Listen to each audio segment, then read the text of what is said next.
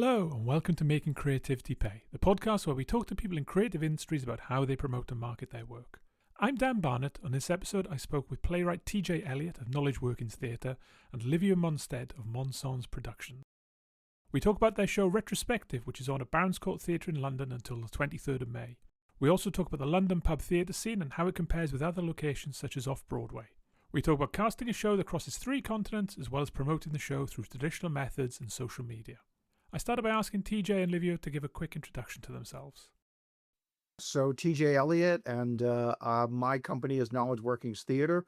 I was very active in Off-Broadway in the 70s and mid to the mid 80s as actor, writer, playwright.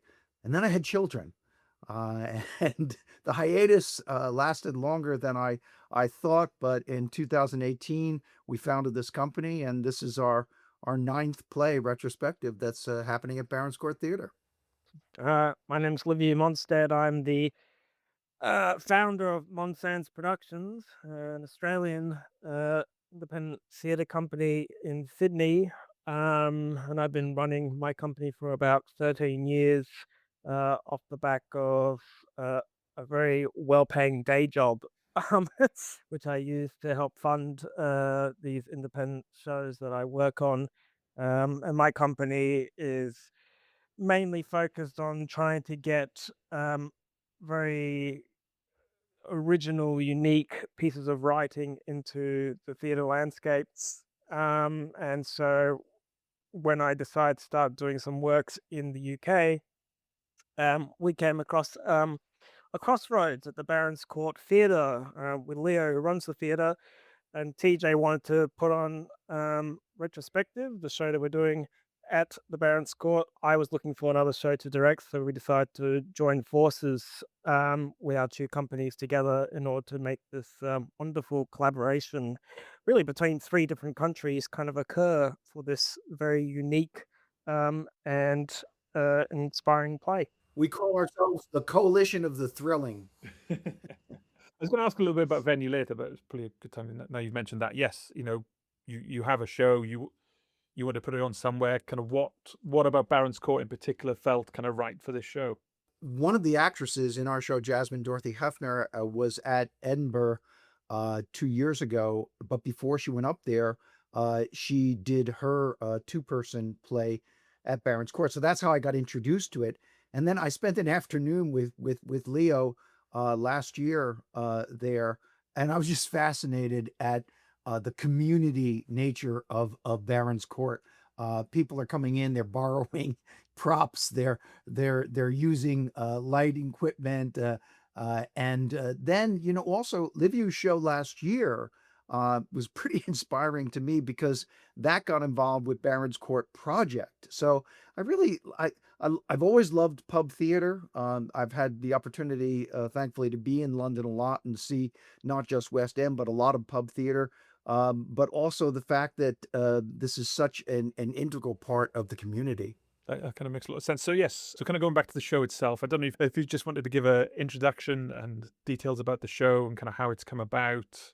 And yes, I think you said as well, you've kind of written quite a lot in the past as well. So how you've got to where you are now. I had just finished a show that I had written and directed, Honor, at Gene Frankel Theatre. And after I've just finished a show, I'm generally like, I'm not going to write another play for a while. But by chance, within the space of like 3 months, I ended up at 2 Mark Rothko shows. My father-in-law knew Mark Rothko, so I know a fair amount about that painter. And one of the things I know about him is that he didn't want a lot of writing next to his paintings. So at the second one, I'm walking around and I'm saying, Mark Rothko would have hated this. And the friend who was with me said, you should write a play about this. What happens if a painter comes back to a retrospective of his work and it's not the way he wants it to be? But then I thought the only way that could happen, and this painter is not Mark Rothko in our case, obviously, the only way that could happen is if the painter is either dreaming or he's dead. And so from that, I said, okay, so who's he going to run into in that there? And there's an ex-wife, and there are 2 frenemies, and there's unfinished business. And Liviu, from your side, How do you, TJ, and the cast, how do you all kind of work together in terms of putting something on and kind of making the most of it?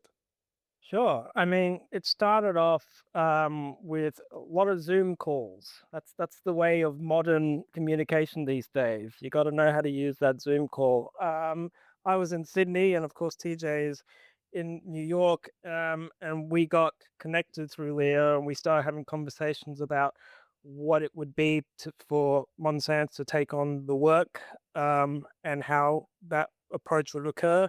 I've done two productions in the UK in 2025 and 2024. And both times, the way I've kind of approached it was mostly through online Zoom meetings where I would put up a casting call on Mandy.com.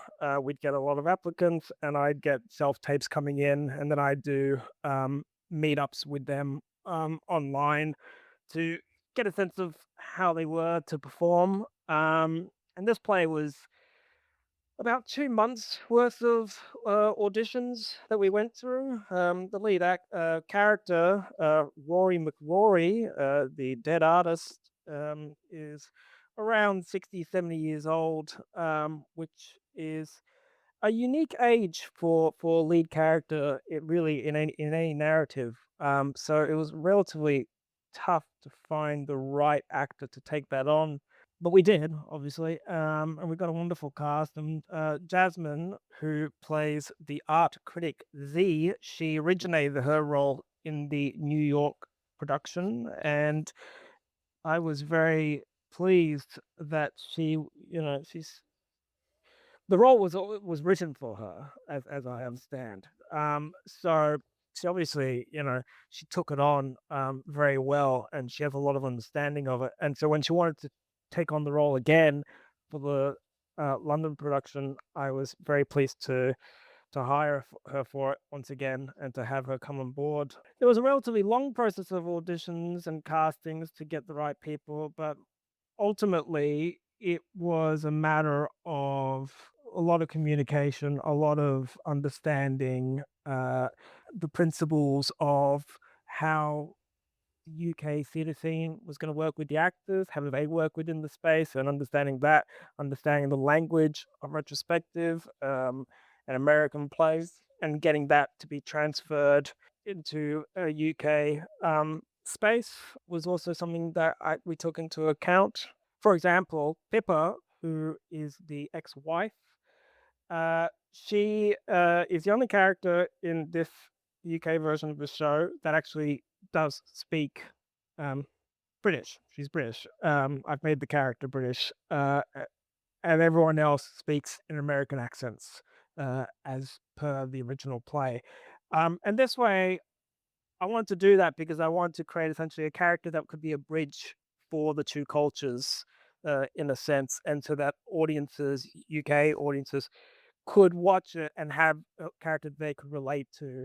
Because there's a lot of stuff within the work, as TJ said, it was inspired by Rothko and definitely inspired by the American art scene.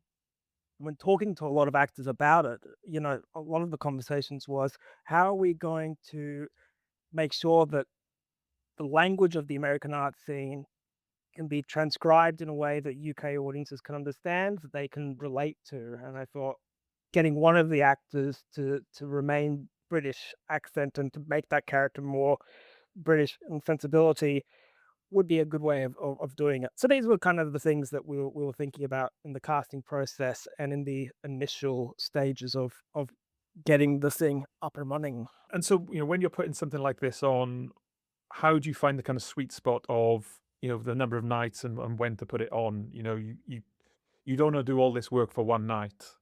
That's sort of lot, but then you don't want to book out a month and take a bigger financial commitment. I mean, I know you've got like 8 shows across 2 weeks. Did that kind of feel like a nice balance? It did to me. It's been such a I know it's an overused phrase, but a learning experience, because I'm very familiar with the New York off and off Broadway scene there. And I can contrast that with what that scene was like in other decades. My white beard gives me that credential. I relied. Leo Basisa has been of Baron's Court has been just an enormous help in sort of playing out like, okay, so what has worked for other shows? What goes on here? And it is a show where we wanted to build an audience as well. When we did this in a festival, we had 3 performances, and by the third performance, we were sold out. We had good reviews, and we didn't have a fourth performance. So you want to sort of play that out and see how that works. But Liviu, you've had experience in London. What was your take on 8 performances? 8 performances was great. It's I think a 2-week run is a really good sweet spot, and if you dependent on the show, that can extend to 3 weeks, but 2 weeks is really good because that first week, you think about like larger shows of any kind of show that you look at. First week of any show is really a show finding itself and finding its audience initially, especially when it's the first time in a new country. Um, and I've found in the past, given the limitations of budget, the shows I've done in the past, I've only managed to get about 5 shows within the span of 1 week. And in that first week, you, you say to the performers and to everyone involved, really, the first 2 shows are essentially your previews. And then you really start to get more comfortable. And by the time you get to your fourth and your fifth show, you've gotten to that sweet spot where you understand some of the things you have to fix. You understand some of the things that were working, and you lean into that. And then it shuts, it closes, and you're kind of done. And it's like, well, it was fun whilst it lasted. 2 weeks is great because it means that we can have those initial kind of preview shows, treat them like they are preview shows, and treat them as learning curves. And then we've got that wonderful break of about 2 days between the first week of shows and then the next second week of shows, where from a producing and marketing standpoint, you've now got a lot of content you can use to push that second week of shows, push audiences to that second week of shows. Word of mouth is really, at the end of the day, by far the most powerful thing that any piece of art will ever have when it comes to the success of the art. It's the audiences going out and saying, I saw something that was really good, you should see it too. You can do as many, paid adverts as you want, but at the end of the day, it really does come down to, hey, I saw this thing, it was really cool. And the more weeks you have for audiences to go out and start ruminating and circulating, the better. So 2 weeks has been great for us. It's a very exciting, just the right amount of time for us, I think. You're saying it's kind of been performed in the US before. So I mean, how many shows has this play had overall so far? So it had 2 performances in January 2025. Then half the cast changed, and we had the 3 performances at Broadway Bound Theater Festival, which we were selected for. And so now we're coming into this, and again, now 3/4 of the cast has changed. There's that saying that every performance is different, but with this, every performance has been different. In the US, you're saying you've had lots of experience out there. What's the kind of scene like in terms of people willing to take a risk with new shows and see something different? Or, I mean, like anywhere, people, the large group of people will gravitate towards the bigger names. But I'd imagine New York, there is quite an air of being experimental and trying new things. Well, I mean, so there's the theater scene before COVID and after COVID in New York, and it is a vastly different landscape. Uh, there are a number of theater spaces that don't exist as theater spaces anymore. So that immediately impacts what you're doing. How many chances you have to actually show up in a space there. The other thing about the theater scene in New York is that Broadway has an outsized influence. I'm not saying the West End doesn't have an enormous influence. Obviously, it does, and I'm somebody who loves to go to West End shows. But it's much harder to get a piece of mind share, if you will, in New York over the years here, because all of the jukebox musicals, the movie turned into theater musicals there. Having said that, there is a very faithful community of people that come in from the suburbs, because most of them can't afford to live in Manhattan. And one of the great things about New York is how Brooklyn has become a great source of theater audiences for and Jersey City across the river for that there. So you're paying attention to different demographics now than you would have even pre-COVID. Obviously, you've got enough work as it is, but do you ever see a time where you're kind of doing this in different places at the same time? I would really like to do that. It's funny, Liviu and I were talking the other day. I've never had such a good collaboration situation as I've had on this show here. So if I had if I had people like my friend Liviu there, I'd feel calm because I haven't been at a rehearsal. I've seen two Zoom read throughs of it. I've seen some photos and stuff there. That's a novel experience for me, and I'm okay with it because the conversations that Livia referred to that we had in the beginning there established a level of trust. And the other thing is that you have to let people do their work. I mean, as somebody who's been a director, I know the feeling of wanting to be able to actually get the stuff done and not be worrying about somebody looking over my shoulder all the time there. So I would love to do that at London. I'd like to get something done. I'm both an Irish and an American citizen. I'd love to have something done in that country as well. It would be great. And Liviu, in case you're listening, Australia is very attractive to me. Absolutely. Quite a common theme that we have on the podcast that people we speak to, whether it's comedians, people in theatre or whatever, is the Edinburgh Fringe. Has there ever been any thought of kind of taking it there at some point, or any stuff you've written in the past? Well, I can certainly say that Retrospective, I think would probably do quite well at the Edinburgh Fringe. It has the right sensibilities. And then I've known a lot of artists that have been part of Edinburgh in the past, who have either travelled all the way from Sydney, not say, from the Adelaide Fringe in Australia, and then they've gone to Edinburgh. But I think the specific kinds of shows that you have for those festivals and for those spaces, and a Retrospective certainly hits the right mark. It's odd and it's curious and it's thematically dense and interesting, but it's also very accessible. And then it fits within one act. That's the other thing I've learned about these festival shows. Got to make them one act. Don't put an interval in a festival. Doesn't work. They really want to go in, sit down, and go out. So certainly, it's definitely a possibility. And that's the thing. It's like with all these shows, any show you take on, the possibilities are through the roof if you can just kind of get the right time and moment to let it expand organically and hopefully financially recoup enough that you can go forth with expanding the project in certain ways for sure. But yeah, absolutely.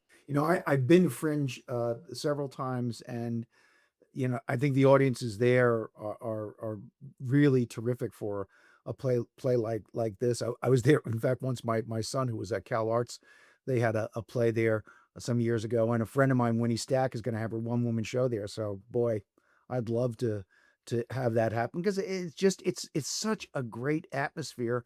And if you plan your time well, you're getting to go see a lot of wonderful shows and comics as well. And in terms of this show and kind of getting bums on seats, what's been the kind of main thing so far?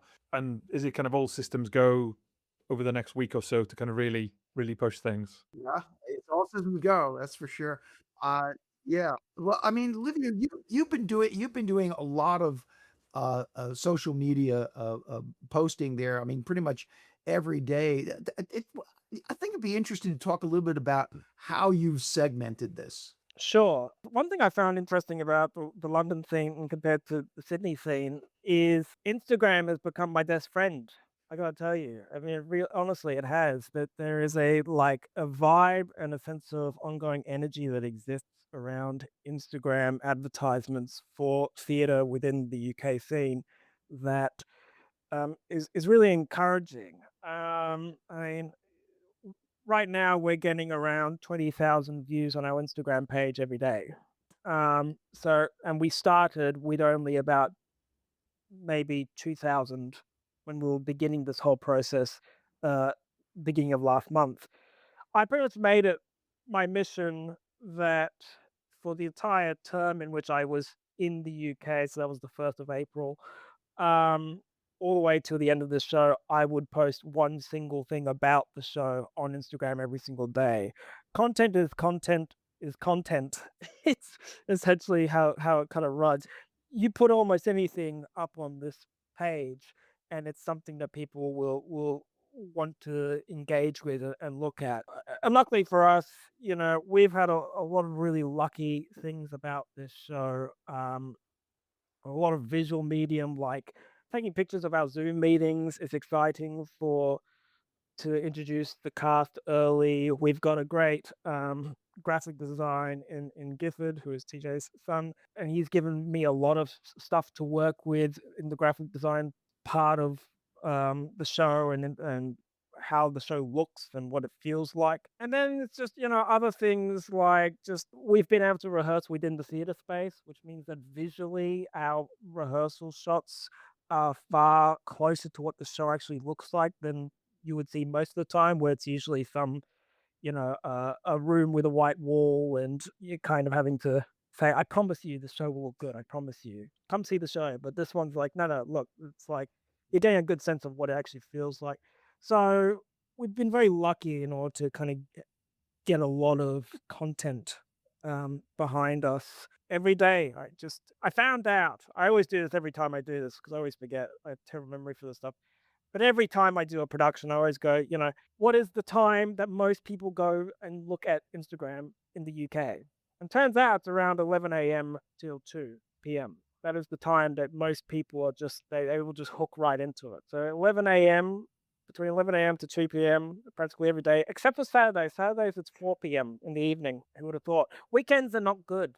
This is what's interesting. When people have more time when they're not at work, they don't actually spend that time on social media, but when they are at work, you better believe they're flipping their phones up and they're looking at what does Monsted have up on their Instagram now at 11 a.m. whilst I'm meant to be, you know, doing my taxes at work, whatever it is. So it's yeah. So The it's keeping me secret is out. occupied.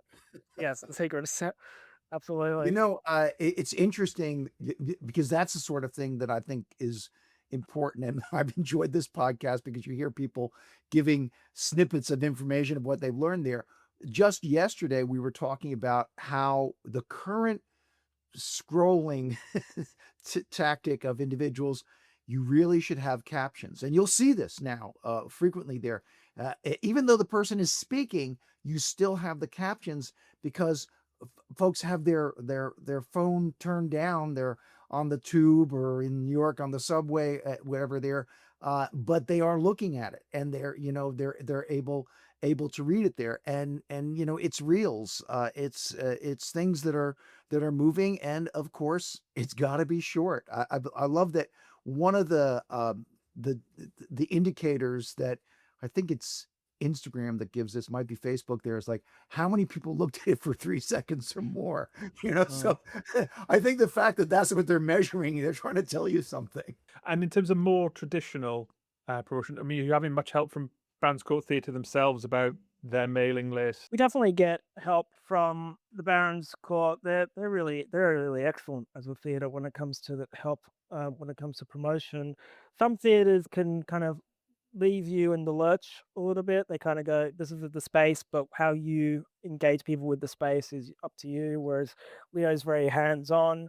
We talked a lot about tactics of how to get people involved, emailing out to different galleries around the UK, because that's kind of part of our market. Is like it's a show about art, about what happens with artists. And so we thought, let's engage with galleries around the Hammersmith, Barons Court area, and get them interested in what the show is conceptually and bring them in. So that was something that Leo helped us out with. Of course, Barons Court sends it out to their mailing lists as well. And then outside of that, we kind of pursue all the other different kind of connections that you can make through the different companies that work throughout Barons Court. I mean, I send emails out to other companies that are working at the Barons Court Theatre right now, and I say, hey, I see you're doing a show. We're also doing a show. Let's chat. I'll give them a discount code for our show, saying we're both at this theatre. Here's a discount code because we're both sharing the space, so we should kind of have that um, um, unity together. Theatres are very lucky. I stick around a theatre that I'm performing in. I will stick around that theatre like a bug throughout the entire portion. Whenever I'm doing a show at a theatre, I will just stay there and I will start watching every show that happens in that theatre leading up to my show all the time, for several reasons. You meet the audiences and you see what are the audiences that are going through the doors. You see how the space is being used and what's changing about the space as it's being used leading up to your show. And you meet producers and directors of the other shows who are just as interested in what you're doing as you are and what they're doing. So it's a great networking thing. And so I tend to go to as many shows at Barron's Court as I can leading up to ours. Those are some of the tactics we use. It's small, but it's been an interesting effect that having a New York following. I mean, we have a mailing list of 6,000 people from different shows that we've done since 2018. We've seen a little bit of theater tourism, which completely surprised me. People saying, well, and it shouldn't have, because the people who see theater in New York travel to London to see theater. A very significant percentage of people will tell you over the course of 2 or 3 years that they've gone to London specific. And in fact, I'm getting now notes from people like, why aren't you on in June? That's when I'm going to be in London. And I'm like, sorry about that. But so that's been interesting in terms of doing this. And of course, I love the fact that, as Liviu said, the hanging around there, the Curtains Up pub is upstairs, and so the opportunity for people to say, well, what's going on down there doesn't exist in New York. That so we've had very successful runs and very positive things with people like the Chain Theater. We've done 2 shows there in New York City, but you go to the Chain Theater just to go to the Chain Theater. You're not going to the Chain Theater to get a pint. Saying about mailing lists and all that kind of stuff. Things like reviewers, obviously, it's not a huge, something like the Fringe where you've got a month. A good review a week in can really make a difference. Whereas obviously you've got much smaller lead time. But is there plan to get kind of reviewers in first night, or kind of even talking about it beforehand? Well, Liviu connected me to Matthew Parker, and maybe you want to talk a little bit more about it. I think he's already done some excellent work for us. Yeah, Matthew Parker has done PR for my company in the UK for the past 2 productions of mine. And he's extremely well connected. He's been doing running his independent PR company for a while. And because he's been around the theatre scene as a director, as a producer, as a writer as well, I think, has kind of done it all. He has so many connections and so many great kind of lead-ins for reviewers. And so we have reviewers coming to the show. And we have other people who are connected in the industry coming to the show thanks to him as well. So yeah, that's really, it's kind of the usual thing. I think it is good to get reviewers in when you can. It can be very helpful. I think it's quite nice for the actors for the most part, to be honest, because you get a great review as an actor. That's something that stays with you and can really help an actor out in the long term. And Monsted as a company, I started the company partially because I wanted to help new actors take a step into the industry, give them a paid gig, and give them kind of their first gig in the industry. And so every time that we've done a production, we tend to get actors, some who are very well versed and have done a lot, but some who are stepping in for the first time. I think getting good review helps them a lot. We've had that same experience And it is also one of the reasons why we started Knowledge Workings Theater. And we're there's a different, one thing is that we said actors will get paid, but also that we're seeking to advance their career. And both those things were not always true when I was an actor, especially the getting paid part. And so it's been, interesting in this instance here, just to give you an example, Benjamin Parsons, who's playing the part of Clint Belinsky, it's a fairly new thing for him. I think he's going to be terrific. And I'm really hoping that a reviewer comes and sees that, and it helps Benji get to the next level in all of this there. And so we're pleased. We've got, a number of reviewers already booked, and we're still working on that. I should also mention Claire Considine of Off the Wall Plays, who is our publisher and rights person in the UK there. She's someone who's been very supportive of this. And so that's the same thing of finding someone who has that same mission of trying to advance people is really important. Talked a bit about kind of putting it on different places and the fringe and everything.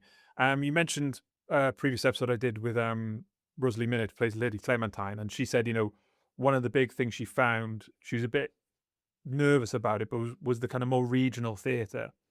I mean, do you think this could have a life? Obviously, it's a lot harder with 4 people than 1, because then you've got 4 people to pay, and accommodation and everything else. Everything just multiplies. But do you think it could have a life kind of in the regions in the UK? I do. And it is a 4-person show there, but I think again it's in 1 act.